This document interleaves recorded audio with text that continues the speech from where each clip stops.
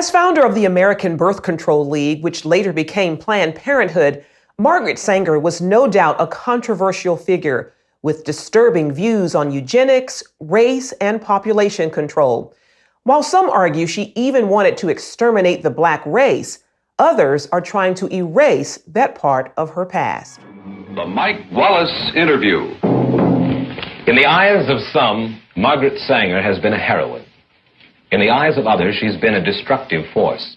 In her own words, Sanger pushed for a society that limited births to those she deemed fit to have children. Well, I think the greatest sin in the world is bringing children into the world that have disease from their parents, that have no chance in the world to be a human being, practically.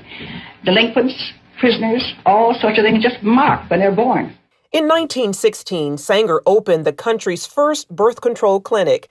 As a member of the American Eugenics Society, she advocated improving the genetic composition of humans through controlled reproduction of different races and classes.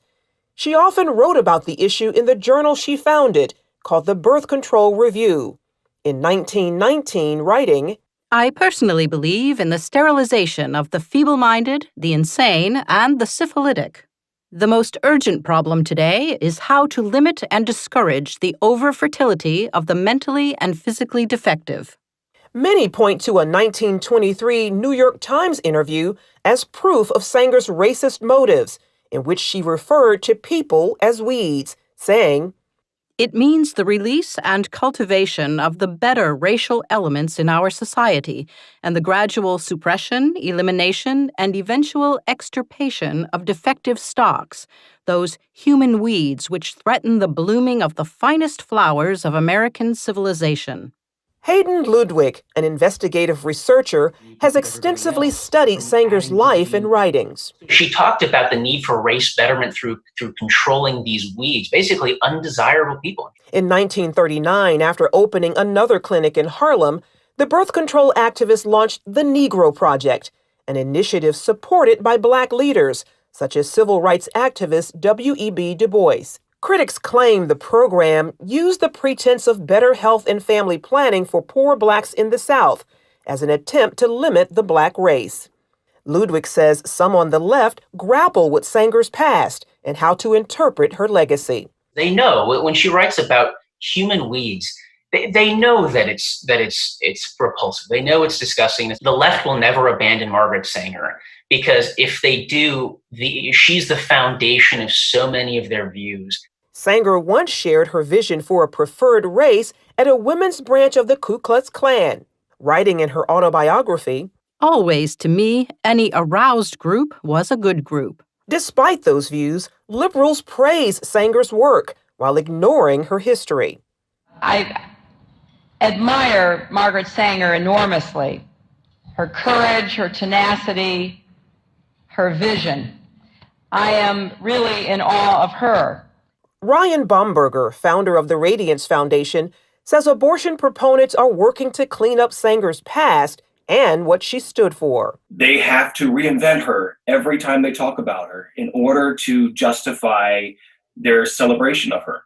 Former Planned Parenthood director Abby Johnson says those inside the abortion industry are trained to overlook Sanger's racist views. They give you an answer like, well, yes, Margaret Sanger was a racist, but everybody was a racist back then. You accept it because she is your hero. And she has to be your hero. You cannot question Planned Parenthood.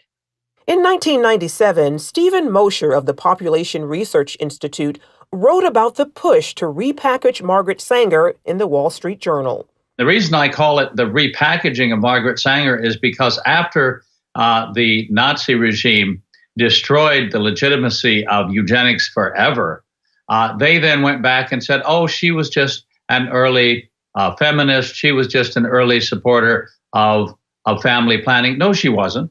Now, she was a supporter of giving IQ tests to people. She was in favor of using those IQ tests to determine who should be sterilized and who should have children. In a response titled The Demonization of Margaret Sanger, Alexander Sanger, her grandson and president of Planned Parenthood at the time, called Mosher's editorial unfair. In the same piece, Esther Katz, director of NYU's Margaret Sanger Papers Project, claimed evidence revealing Sanger did not rationalize her support for birth control on racist grounds, that she never advocated genocidal policies aimed at racial, ethnic, or religious groups, and that she, in fact, believed access to birth control would benefit, not eliminate minority populations. Dr. Katz turned down our request for an interview, although in this article, the editor as public authority interpreting Margaret Sanger, she wrote, by our current highly sensitized standards, some of her attitudes and statements can be construed as racist, elitist, ethnocentric, and not politically correct.